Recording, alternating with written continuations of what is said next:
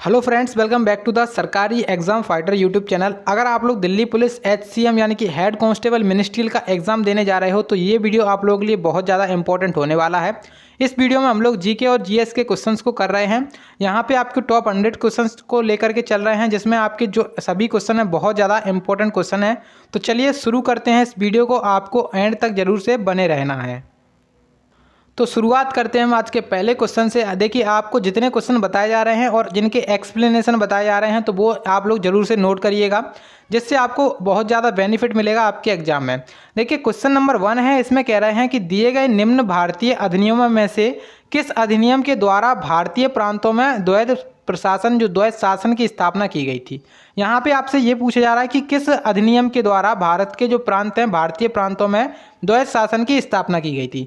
तो देखिए, जो द्वैध शासन की स्थापना की गई थी वो तो वैसे मतलब बंगाल में द्वैध शासन की अगर स्थापना की आपसे जब पूछा जाए क्वेश्चन में कि बंगाल में द्वैध शासन कब स्टार्ट हुआ था, तो वो हुआ था रॉबर्ट क्लाइव के टाइम पर। कब हुआ था? रॉबर्ट क्लाइव के टाइम पर हुआ था। और उसके बाद ये पूछा जाए कि बंगाल में द्वैध शासन को किसने समाप्त किया था, तो वो वॉरेन हेस्टिंग्स ने समाप्त किया था। लेकिन आपसे ये पूछा जा रहा है कि जो भारतीय प्रांतों में द्वैध शासन की स्थापना किस अधिनियम के तहत की गई थी, तो इसका करेक्ट आंसर है 1919 का भारत शासन अधिनियम। इसका करेक्ट आंसर हो जाएगा। ठीक है, अब यहाँ पे 1919 तो हो गया इसका करेक्ट आंसर। लेकिन अब हमने देखा यहाँ पे 1919 हमारे सामने एक सन लिखी हुई है, तो इसमें आपको कुछ घटनाएं पता होनी चाहिए। जैसे कि एक आया था रोलेक्ट एक्ट। क्या आया था? रोलेक्ट एक्ट आया था 1919 में। उसके बाद एक घटना हुई थी जिसका नाम था जो अपना जलियांवाला बाग हत्याकांड है। कब हुआ था? 13 अप्रैल 1919 को। 13 अप्रैल 1919 को जो अपना अंग्रेजी कर्नल था जनरल डायर, उसने क्या किया था, वहाँ पे जो एक बाग था जिसका नाम था जलियांवाला बाग, तो वहाँ पे उसने गोलियाँ चलवा दी थी, गोलियों का आदेश दे दिया था, जिससे बहुत ज़्यादा नरसंहार हो गया था। तो आप लोगों को याद रखना है 13 अप्रैल 1919, 13 अप्रैल 1919 को एक क्या हुआ था, जो अपना जलियांवाला बाग हत्याकांड है वो हुआ था। ठीक है, तो एक हो गया अपना 1919 का रोलेक्ट एक्ट। उसके बाद क्या हुआ था? उसके बाद हुआ था अपना जो 1919 में जलियांवाला हत्याकांड, जलियांवाला बाग हत्याकांड। उसके बाद देखिए 1920 में आ गए हम, तो 1920 में क्या हुआ था, तो 1920 में गांधी जी ने एक आंदोलन स्टार्ट किया था जिसका नाम था असहयोग आंदोलन, असहयोग आंदोलन। तो 1920 में गांधी जी ने एक आंदोलन स्टार्ट किया जिसका नाम था असहयोग आंदोलन। आपसे क्वेश्चन पूछा जा सकता है कि असहयोग आंदोलन कब स्टार्ट किया गया था, तो 1920 इसका हो जाएगा। उसके बाद देखिए 1920 हो गया, फिर देखिए जब 1920 हो गया तो एक आएंगे 1922, तो क्योंकि ये असहयोग आंदोलन से संबंधित है। तो 1922 में एक घटना हुई थी जिसका नाम था चौरी चौरा की घटना। तो 1922 में एक घटना हुई थी चौरी चौरा की घटना। तो चौरी चौरा की घटना क्या थी? चौरी चौरा की घटना ये थी कि मतलब वहाँ के कुछ लोग थे, उन्होंने क्या किया था, जो अपने ब्रिटिश के पुलिस स्टेशन थे उसमें आग लगा दी थी, जिसमें कुछ पुलिसकर्मी मारे गए थे। तो गांधी जी ने क्या किया, फिर जो अपना असहयोग आंदोलन चल रहा था उसको वापस ले लिया था ऐसी घटना के बाद में। ठीक है, आपसे क्वेश्चन पूछा जा सकता है कि गांधी जी ने असहयोग आंदोलन को किस घटना के बाद वापस ले लिया था या फिर बंद कर दिया था, तो किस घटना के बाद हो जाएगा? 1922 में जो चौरी चौरा की घटना हुई थी उसके बाद हो जाएगा। ठीक है, तो इस प्रश्न का राइट आंसर हो जाएगा ऑप्शन नंबर 2। ठीक है, उसका देखिएगा नेक्स्ट प्रश्न। देखिए, इसमें कह रहे हैं कि SMACS 0723 हाल ही में समाचारों में है। ये क्या है? यहाँ पे आपसे ये पूछा जा रहा है कि जो SMACS है ये है क्या। पहला तो ऑप्शन है कि धूमकेतु, जिस पर हाल ही में एक अंतरिक्ष यान भेजा गया है। सेकंड ऑप्शन है हाल ही में पृथ्वी के ऊपर से गुजरने वाला क्षुद्र ग्रह। थर्ड ऑप्शन है हमारी आकाशगंगा से दूर आकाशगंगा समूह। और फोर्थ ऑप्शन है एक लाल बौने तारे के चारों ओर गोल्डी लॉस जोन में एक्सो प्लेनेट। तो देखिए, ये जो SMACS है ना, ये है क्या, तो ये है अब वहाँ जो हमारी आकाशगंगा है, आकाशगंगा से दूर एक आकाशगंगा है उसका समूह है। तो इसका करेक्ट आंसर हो जाएगा ऑप्शन नंबर सी। अब देखिए, हम किस आकाशगंगा में रहते हैं, मतलब हमारी जो गैलेक्सी है उसका नाम क्या है? मिल्की वे हमारी गैलेक्सी का नाम है। तो आपसे कई बार क्वेश्चन आ चुका है ये एग्जाम में कि मिल्की वे हम मतलब किस आकाशगंगा में रहते हैं, तो मिल्की वे उसका करेक्ट आंसर हो जाएगा। ठीक है, चलिए ये क्वेश्चन आपका करंट अफेयर्स की दृष्टि से था तो बन सकता है आपके एग्जाम में। उसके बाद देखिएगा नेक्स्ट प्रश्न, और इसमें आपसे बोल रहे हैं कि अरुणाचल प्रदेश में ब्रह्मपुत्र नदी को किस नाम से जाना जाता है। तो देखिए, पहला ऑप्शन है कि कामेंग, सेकंड ऑप्शन है सियांग, थर्ड ऑप्शन है यमुना और फोर्थ ऑप्शन है यारलुंग सानपो। तो देखिए जो अरुणाचल प्रदेश की जब बात की जाती है तो सबसे पहले हम देखेंगे कि तिब्बत में जो ब्रह्मपुत्र नदी है वो आती कहाँ से है। तो ब्रह्मपुत्र नदी आती है अपने तिब्बत से, ठीक है, तिब्बत से आती है। और तिब्बत में इसे किस नाम से जाना जाता है, तिब्बत में नाम से जाना जाता है सांगपो, ठीक है, तिब्बत में इसको सांगपो नाम से जाना जाता है। फिर ये प्रवेश करती है अपने कहाँ पर, अरुणाचल प्रदेश में। अरुणाचल प्रदेश में प्रवेश करेगी ये, और अरुणाचल प्रदेश में इसे किस नाम से जाना जाता है, दिहांग नाम से जाना जाता है। इसका एक नाम और है दिहांग या फिर सियांग, क्या कह सकते हैं इसको, सियांग या फिर दिहांग, तो दोनों नाम हो सकते हैं अरुणाचल प्रदेश में। उसके बाद देखिए अरुणाचल प्रदेश से प्रवेश करके निकली ये कहाँ पे पहुंची, असम में, ठीक है। अब असम में पहुंचेगी तो असम में इसको किस नाम से जाना जाएगा, असम में इसका नाम हो जाएगा ब्रह्मपुत्र, ब्रह्मपुत्र, ठीक है। अब असम में आ गई और असम में इसका नाम क्या हो गया, ब्रह्मपुत्र हो गया। फिर उसके बाद देखिए फिर से ये आगे बढ़ती है और आगे बढ़ते हुए कहाँ पे चली जाती है, बांग्लादेश में चली जाती है। और बांग्लादेश में इसको किस नाम से जाना जाता है, बांग्लादेश में, तो बांग्लादेश में इसे जो है ना जमुना नाम से जाना जाता है। किस नाम से जाना जाता है, जमुना नाम से जाना जाता है इसको, कहाँ पर, बांग्लादेश में। तो इस तरीके से अब हमने देखा कि क्या क्या नाम से जाना जा सकता है। तो सबसे पहले देखा अरुणाचल प्रदेश, तो अरुणाचल प्रदेश में हमने देखा यहाँ पे किस नाम से जाना जाता है, अरुणाचल प्रदेश में दिहांग या फिर सियांग। तो इसका करेक्ट आंसर ये हो जाएगा ऑप्शन नंबर सेकंड। उसके बाद आपसे अगर ऐसा क्वेश्चन पूछा जाता कि असम में किस नाम से जाना जाता, तो असम का तो सभी लोगों को पता है कि ब्रह्मपुत्र के नाम से जाना जाता है। तिब्बत में किस नाम से जाना जाता है, तो सांगपो के नाम से जाना जाता है। और बांग्लादेश में किस नाम से जाना जाता है, तो जमुना के नाम से जाना जाता है। तो इस तरीके से हमने जितने भी क्वेश्चंस बन सकते थे तो वो सभी क्वेश्चंस हमने कंप्लीट कर लिए इस क्वेश्चन से, ठीक है। चलिए उसके बाद है आपके सामने नेक्स्ट प्रश्न, और इसमें कह रहे हैं कि 100वें संविधान संशोधन से प्रभावित राज्यों का समूह है। तो जो 100वां संविधान संशोधन हुआ था उससे प्रभावित जो जितने भी राज्य थे उनका समूह है। पहला ऑप्शन है पश्चिम बंगाल, त्रिपुरा और मेघालय, और सेकंड ऑप्शन है पश्चिम बंगाल, सिक्किम, असम, थर्ड ऑप्शन है पश्चिम बंगाल, असम और मणिपुर, और फोर्थ ऑप्शन है कि पश्चिम बंगाल, त्रिपुरा और सिक्किम। तो देखिए जो 100वां संविधान संशोधन है इसके तहत शायद क्या किया गया था, इसके तहत उन राज्यों को लिया गया था जिनकी सीमा मतलब जो अपने किसी अलग देश से, मतलब कोई और दूसरा देश है उसके मतलब उससे लगभग सभी ओर से घिरे हुए हैं।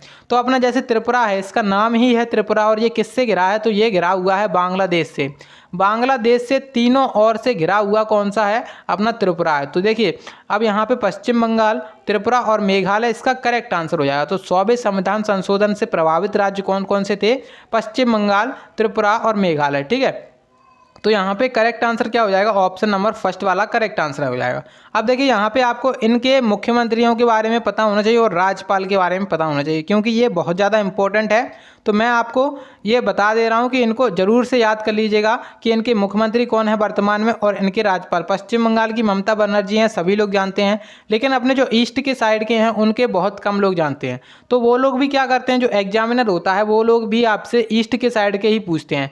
जैसे अपना अरुणाचल प्रदेश हो गया, अपना असम और अपना सिक्किम हो गया, ये इस तरीके से मतलब अपने जो पूर्वी राज्य हैं उनसे संबंधित आपसे पूछा जा सकता है। नागालैंड के पूछ सकते हैं आपसे वो, तो आपको पूर्वी राज्य के तो पहले याद होने चाहिए, क्योंकि जो अपने इधर के जो अपने पूर्वी राज्य हटा दो और अपने जितने भी राज्य हैं उनके तो लगभग सभी लोगों को याद रहते हैं, ठीक है। एक तो साउथ के बहुत कम लोग याद करते हैं और एक अपने जो पूर्वी राज्य है वहाँ के बहुत कम लोग याद करते हैं। तो आपको इनके मुख्यमंत्री याद जरूर करने हैं।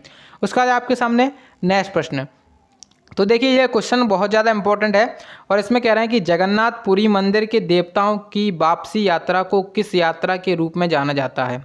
तो जो जगन्नाथपुरी मंदिर है उसके बारे में सबसे पहले आपको क्या पता होना चाहिए। तो जगन्नाथपुरी मंदिर के बारे में सबसे पहले तो आपको ये पता होना चाहिए ये है किस भगवान के लिए। तो जो भगवान श्री कृष्ण थे और जो भगवान विष्णु थे उनके ऊपर ये मंदिर है, जगन्नाथपुरी मंदिर। उसके बाद जो मतलब इसमें मतलब कहाँ पे है ये जगन्नाथपुरी मंदिर, कहाँ पर है, तो उड़ीसा में स्थित है। उड़ीसा में कहाँ पर है, तो जगन्नाथ जो पुरी दिख रहा है आपको यहीं पर स्थित है, उड़ीसा के पुरी में, ठीक है। उड़ीसा के पुरी में स्थित है जगन्नाथपुरी मंदिर। तो इस तरीके से यहाँ पे ये चीज़ हो गई। उसके बाद क्या बन सकता है, यहाँ पे क्वेश्चन में एक हमसे पूछा जा रहा है कि जगन्नाथपुरी मंदिर के देवताओं की वापसी यात्रा को किस यात्रा के रूप में जाना जाता है। तो जो वापसी यात्रा होती है उसको जानते हैं, जो बहुधा यात्रा है उसके नाम से इसे जाना जाता है। ठीक है, तो इसका करेक्ट आंसर हो जाएगा ऑप्शन नंबर सेकंड, इसका करेक्ट आंसर है। अब आप लोगों ने उड़ीसा में एक और सुना होगा मंदिर, जिसका नाम क्या है, कोणार्क मंदिर। तो कोणार्क का जो सूर्य मंदिर है, कोणार्क मंदिर, कोणार्क में किसका मंदिर है, सूर्य मंदिर है, सूर्य मंदिर। तो सूर्य मंदिर, इसका नाम एक और भी है, मतलब इसको एक उपनाम से भी जाना जाता है, जिसे क्या कहते हैं, ब्लैक पैगोडा। ब्लैक पैगोडा के नाम से भी जाना जाता है जो कोणार्क का सूर्य मंदिर है उसको। ठीक है, अब कोणार्क का सूर्य मंदिर है कहाँ पर है, उड़ीसा में है, उड़ीसा के पुरी में स्थित है। इसका निर्माण किसने करवाया था, तो जो नरसिंह देव प्रथम है, नरसिंह देव प्रथम। अब आपसे ये क्वेश्चन भी पूछ सकता है कि मतलब जो अपना कोणार्क का सूर्य मंदिर है उसका निर्माण किस शासक ने करवाया था, तो नरसिंह देव ने करवाया था। ये किस वंश के थे, तो ये गंग वंश के शासक थे। किस वंश के शासक थे, गंग वंश के शासक थे। तो इस तरीके से जो क्वेश्चन बन सकते थे उसको देख लिया हमने, और यहाँ पे इसका करेक्ट आंसर हो जाएगा ऑप्शन नंबर सेकेंड। ठीक है, उसके बाद आपके सामने है नेक्स्ट प्रश्न।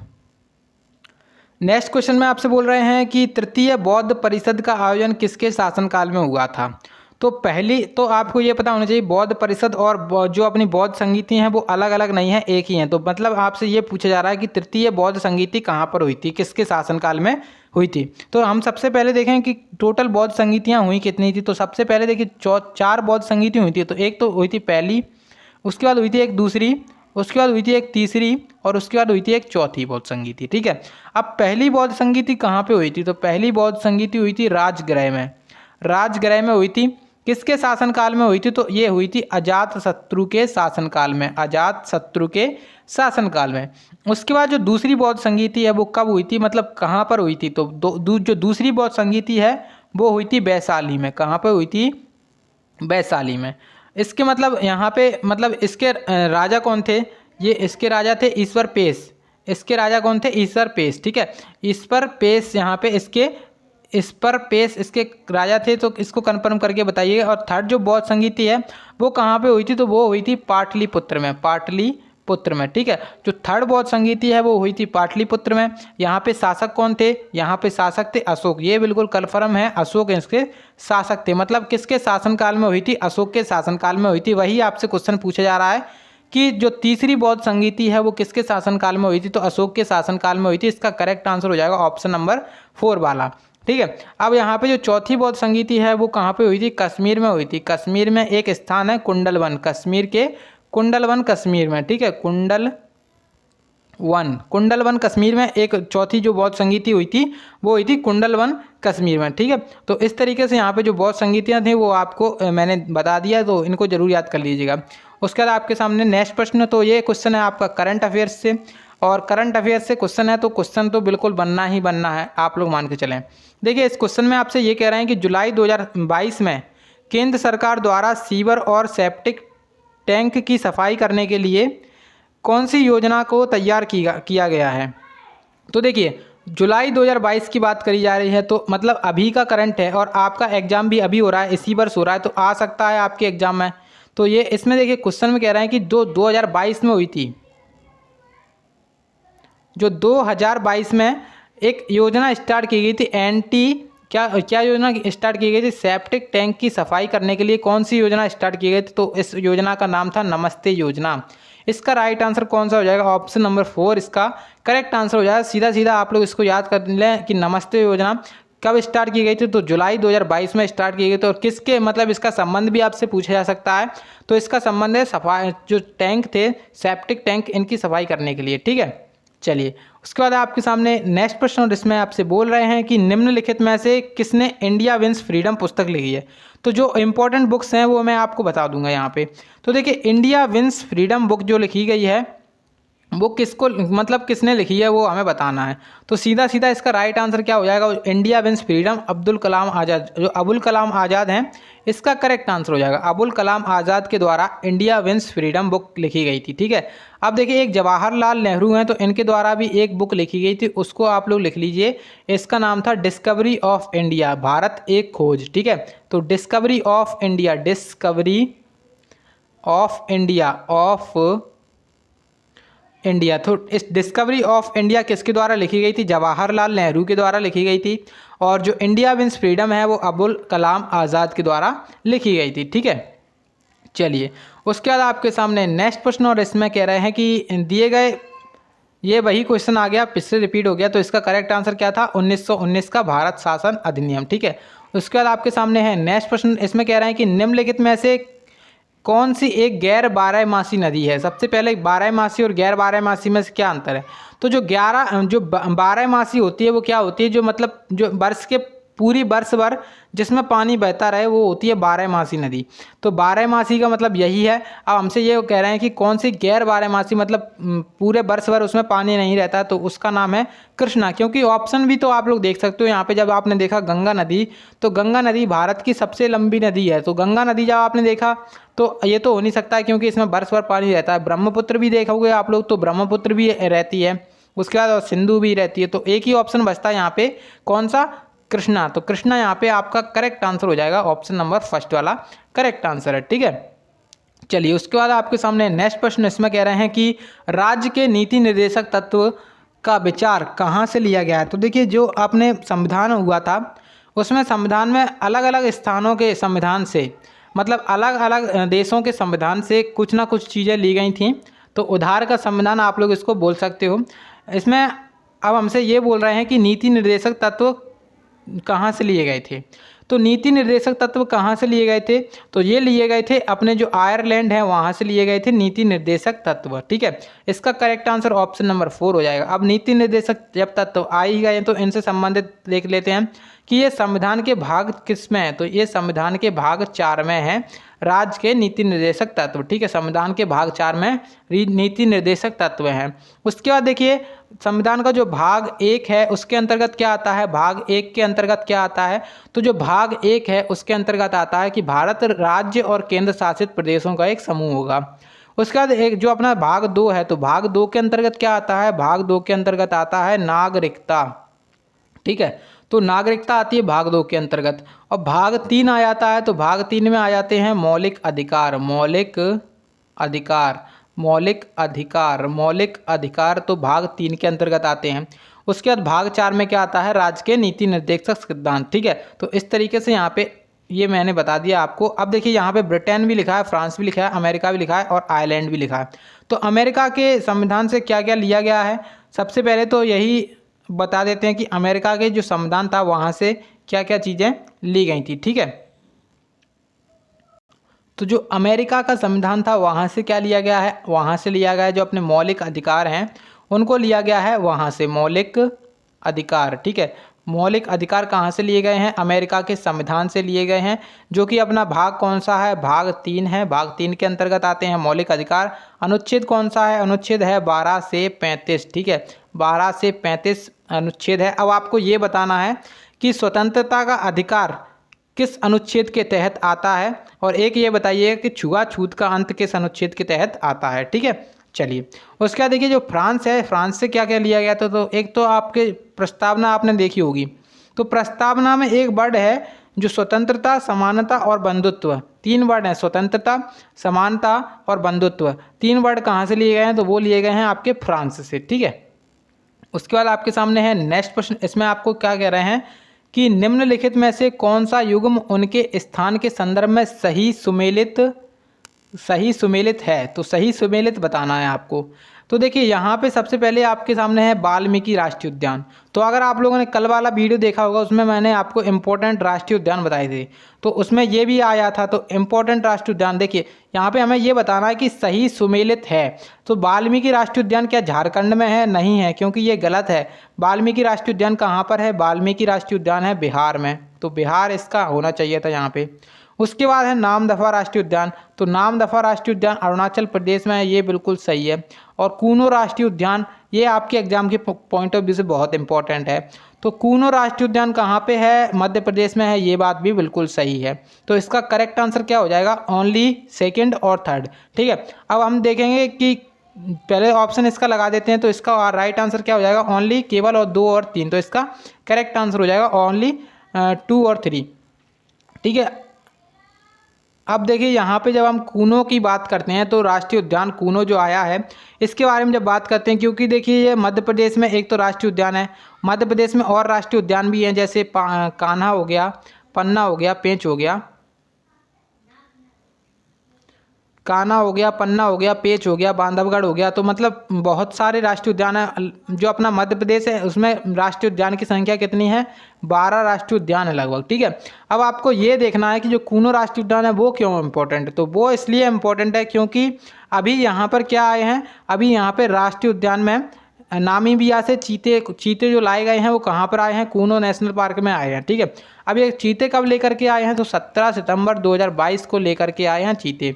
और कब मतलब कितने चीते आए हैं? तो 8 चीते लेकर के आए हैं। तो 8 टाइगर्स जो है ना, 8 चीते लेकर के आए हैं, ठीक है। चलिए उसके बाद है आपके सामने नेक्स्ट प्रश्न। इसमें कह रहा है राज्य के नीति निर्देशक तत्व का विचार कहाँ से लिया गया है? तो आयरलैंड से ये लिया गया है। इसका करेक्ट आंसर हो जाएगा ऑप्शन नंबर 4 वाला, ठीक है। उसके बाद आपके सामने नेक्स्ट प्रश्न। इसमें कह रहे हैं कि गुप्त काल के दौरान सोने के सिक्के को निम्नलिखित में से किस नाम से जाना जाता था? तो सोने के सिक्के जो थे गुप्त काल के दौरान, गुप्त काल की स्थापना किसने की थी? गुप्त जो वंश था, जो अपना गुप्त काल है उसकी स्थापना किसने की थी? तो ये आप लोग बताएंगे, ठीक है। उसके बाद देखिए यहाँ पे ये कह रहा है कि गुप्त काल के दौरान सोने के सिक्के को निम्नलिखित में से किस नाम से जाना जाता था? तो देखिए गुप्त काल में सोने के सिक्के इन्हें क्या कहा जाता था? दिनार कहा जाता था। अब आपके दिनार सुन के एक याद आ रहा होगा कि दिनार किस देश की मुद्रा है, क्योंकि आपने अभी सुना होगा वर्तमान में दिनार तो दिनार है कुवैत की मुद्रा। कहाँ की मुद्रा है अभी वर्तमान में? कुवैत की मुद्रा का नाम है दिनार, ठीक है। चलिए टका आप सभी जानते हैं कि टका जो है ना कहाँ की मुद्रा है? बांग्लादेश की मुद्रा का नाम क्या है? टका नाम है, ठीक है। चलिए उसके बाद आपके सामने नेक्स्ट प्रश्न, और इसमें कह रहे हैं कि निम्नलिखित में से कौन सी वस्तु जीएसटी के अंतर्गत नहीं आती है? तो जीएसटी के अंतर्गत नहीं आती है वो आपको बताना है। तो सबसे पहले जीएसटी के अंतर्गत देखिए एक तो पेट्रोल नहीं आता है, और दूसरा बिजली नहीं आता है, और जो अपना तीसरा है जो प्राकृतिक गैस है ये भी नहीं आता है, और जो कच्चा तेल है वो भी नहीं आता है, और क्या नहीं आता है? एक जो अपनी शराब है, शराब पर भी जीएसटी टैक्स नहीं लगता है। तो अब आपको ये देखना है ऑप्शंस में कि किस ऑप्शन में दोनों मतलब सेम है जिस पर जीएसटी नहीं लगता है। देखिए यहाँ पे कच्चा तेल है और आभूषण है। आभूषण पर जीएसटी लगता है, कच्चे तेल पर नहीं लगता है। प्राकृतिक गैस पर जीएसटी नहीं लगता है, आभूषण पर लगता है। पेट्रोल पर नहीं लगता है, श्रृंगार प्रसाधन पर लगता है। तो अब देखिए यहाँ पे पेट्रोल पर नहीं लगता है और बिजली पर भी नहीं लगता है। अब यहाँ पे ये बताना है हमें कि कौन सा जो अपना विषय है वो जीएसटी के अंतर्गत नहीं आता है। तो देखिए जो पेट्रोल और बिजली हैं वो दोनों बिल्कुल सही हैं, जोड़ी यहाँ पे बिल्कुल सही है, दोनों के एक साथ में लिया गया है समूह। तो पेट्रोल पर भी नहीं लगता है और बिजली पर भी नहीं लगता है। तो इसका करेक्ट आंसर क्या हो जाएगा? यही वाला इसका करेक्ट आंसर हो जाएगा। तो मैंने आपको ये बता दिया कि किस किस पर नहीं लगता है। एक तो पेट्रोल पर नहीं लगेगा, एक बिजली पर नहीं लगेगा, एक अपने प्राकृतिक गैस पर नहीं लगेगा, और कच्चा तेल उस पर नहीं लगेगा, और जो शराब होती है उस पर नहीं लगेगा, ठीक है। अब जीएसटी की बात कर लिया है तो जीएसटी कब स्टार्ट हुई थी? तो 1 जुलाई 2000 जो अपनी जीएसटी है स्टार्ट हुई थी 1 जुलाई 2017 को, ठीक है। 2017 को जीएसटी की शुरुआत की गई थी। इसका फुल फॉर्म क्या है? Goods and service tax. Goods and service tax इसका फुल फॉर्म है, ठीक है। चलिए उसके बाद है आपके सामने नेक्स्ट प्रश्न, और इसमें आपसे कह रहे हैं कि 2022-23 के लिए भारतीय उद्योग परिसंघ CII के अध्यक्ष के रूप में किसे नियुक्त किया गया है? तो ये क्वेश्चन है आपका करंट अफेयर्स से। तो सीधा सीधा इसका राइट आंसर देखेंगे, और आपको इसको क्वेश्चन को नोट भी करना है, इसको याद कर लीजिए, आपके एग्जाम में क्वेश्चन पूछा जा सकता है। जो भारतीय उद्योग परिसंघ है इसके अध्यक्ष कौन है? तो इसके अध्यक्ष वर्तमान में है संजीव बजाज। ऑप्शन जो अपना फर्स्ट वाला है, जो अपना ऑप्शन 4 वाला है वो इसका करेक्ट आंसर है जाए, ठीक है। उसके बाद है आपके सामने नेक्स्ट प्रश्न, और इसमें कह रहे हैं कि जुलाई 2022 में किस शहर को संघाई सहयोग संगठन SCO की पहली सांस्कृतिक और पर्यटन राजधानी घोषित किया गया है? तो सबसे पहले SCO के बारे में बात की जाए तो SCO संघाई सहयोग संगठन, इसकी जब बात की जाती है तो इसकी स्थापना कब हुई थी और इसका मुख्यालय कहाँ पे? पहले इसका मुख्यालय देखेंगे फिर इसकी स्थापना देखेंगे, ठीक है। तो SCO की जो मुख्यालय है वो कहाँ पे है? बीजिंग में इसका मुख्यालय है, यानी कि बीजिंग कहाँ पे है? चीन में है। तो चीन में इसका मुख्यालय हो जाएगा SCO, ठीक है। इसका मुख्यालय कहाँ पर है? Beijing, China. बीजिंग क्या है? चीन की राजधानी है बीजिंग।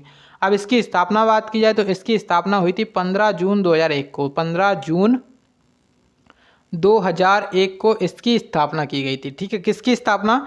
संघाई सहयोग संगठन की स्थापना कब की गई थी? 2001, 15 जून 2001 को इसकी स्थापना की गई थी और मुख्यालय कहाँ पर है इसका?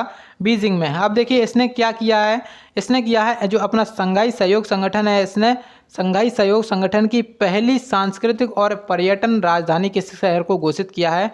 तो उसका नाम है वाराणसी। वाराणसी यहाँ पे करेक्ट आंसर हो जाएगा इसका। ठीक है, तो करेक्ट आंसर क्या हो गया? वाराणसी इसका करेक्ट आंसर हो जाएगा। तो क्वेश्चन करंट अफेयर्स का है, याद कर लीजिएगा, आपको बेनिफिट मिलेगा। तो इसमें आपसे नेक्स्ट प्रश्न है और इसमें कह रहे हैं कि जुलाई 2022 में किस देश के क्रिकेट मैदान का नाम भारत के महान क्रिकेटर सुनील गावस्कर के नाम पर रख दिया है? अब देखिए ये सुनील गावस्कर आ गए अपने चर्चा में। अब चर्चा में आ गए, इससे क्वेश्चन कैसे पूछा जा सकता है? सबसे पहले तो यही क्वेश्चन पूछ लेगा कि सुनील गावस्कर का संबंध किस खेल से है, तो आपको क्या लगाना है? क्रिकेट लगाना है। उसके बाद देखिए यहाँ पे ये क्वेश्चन पूछा गया है कि इनके नाम से क्या किसी देश का क्या किया गया है? एक जो क्रिकेट का मैदान था उसका नाम बदल के क्या रख दिया है? इनका नाम रख दिया है सुनील गावस्कर। तो किस देश का मैदान था? तो इंग्लैंड का मैदान था। और इंग्लैंड का जो मैदान था उसका नाम क्या था? तो उसका नाम था एक लेस्टर क्रिकेट ग्राउंड। क्या था? Leicester cricket ground, Leicester cricket ground. ठीक है, लीसेस्टर क्रिकेट ग्राउंड इंग्लैंड में एक ग्राउंड था, इसका नाम बदल करके सुनील गावस्कर ग्राउंड के नाम से रख दिया गया है। ठीक है, तो क्वेश्चन इंपॉर्टेंट है, याद कर लीजिए। उसके बाद आपके सामने नेक्स्ट प्रश्न है और इसमें कह रहे हैं कि पंडित शिव कुमार शर्मा जिनका हाल ही में निधन हो गया है, तो वे निम्नलिखित में से किस वाद्य यंत्र से संबंधित थे? तो पंडित शिव कुमार शर्मा, जो पंडित अपने शिव कुमार शर्मा है, शिव कुमार शर्मा का संबंध किस वाद्य यंत्र से है? तो ये क्या थे? सबसे पहले तो ऑप्शन आपको दिखना है कि ड्रम वादक, तबला वादक, संतूर वादक और अपना फोर्थ ऑप्शन है सितार वादक। तो जो पंडित जो अपने शिव कुमार शर्मा है वो कौन है? संतूर वादक इसका करेक्ट आंसर हो जाएगा। इनका हाल ही में क्या हो गया है? निधन हो गया है। तो आपसे ऐसे ही क्वेश्चन पूछेगा कि इनका संबंध किससे है, ऐसे नहीं पूछेगा कि निधन हो गया है कितनी तारीख को, ये नहीं पूछेगा आपसे। ये पूछेगा कि संतूर वादक है, मतलब कौन से, मतलब किससे संबंधित है इनका। ठीक है, उसके बाद आज का लास्ट क्वेश्चन है और इसमें कह रहे हैं कि जाट जाटिन निम्नलिखित में से किस राज्य का सबसे लोकप्रिय नृत्य है, लोक नृत्य है? तो देखिए जाट और जाटिन यहाँ पे इसका वर्ड का यूज़ किया गया है। आपको अगर ऑप्शन में दे दिया जाता हरियाणा, पंजाब ऐसे करके, तो आप लोग वहीं पे लगा देते, क्योंकि जाट लोग जो है ना हरियाणा में ही लगभग रहते हैं। तो जाट जाटिन आप लोग वहीं पे लगा देते अगर आप लोगों को ऑप्शन दिख जाता हरियाणा। बेसिकली यहाँ पे ऑप्शन है नहीं है, तो उसकी अगर बात कर रहे हैं, अगर आप लोगों को ऑप्शन दिख जाता तो आप लोग वही लगा देते। लेकिन अब हमसे ये बताना है कि जो जाट जाटिन लोक नृत्य है वो कहाँ का है। तो हम देखेंगे कुछ इंपॉर्टेंट लोक नृत्य, जितने भी ऑप्शन है उनके हिसाब से। तो देखिए सबसे पहले इसका राइट आंसर देख लेते हैं, जाट और जाटिन। जो जाट जाटिन लोक नृत्य है वो कहाँ का है? बिहार में है जाट जाटिन लोक नृत्य।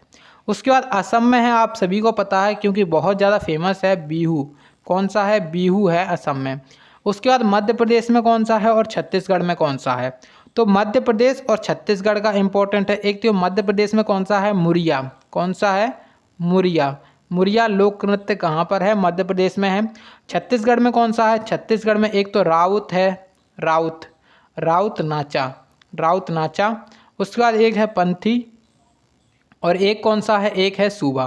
तो इस तरीके से यहाँ पे 3 इंपॉर्टेंट हैं छत्तीसगढ़ के, राउत नाचा, पंथी और एक कौन सा है? सूबा। और असम में कौन सा होता है? असम में होता है बिहू। और मध्य प्रदेश में मुड़िया जो नृत्य है वो बहुत ज़्यादा इंपॉर्टेंट है। तो इनको सभी को याद कर लीजिए। इस प्रश्न का राइट आंसर क्या हो गया? तो बिहार इसका राइट आंसर हो गया। तो इस तरीके से आज हमने जो क्वेश्चंस किए हैं, इसकी अगर आप लोगों को पीडीएफ चाहिए तो टेलीग्राम चैनल है सरकारी एग्ज़ाम फाइटर के नाम से, आप लोग जाइएगा, उसमें ज्वाइन हो जाइएगा तो आपको पीडीएफ भी मिल जाएगी। ठीक है, अब आपको क्या करना है, इस वीडियो को अगर थोड़ी सी अच्छी लगी हो वीडियो तो प्लीज़ एक वीडियो को लाइक कर दीजिएगा एंड चैनल को सब्सक्राइब करके बेल नोटिफिकेशन को जरूर से ऑन कर लीजिएगा। चलिए मिलते हैं अगली क्लास में, तब तक के लिए जय हिंद, जय भारत।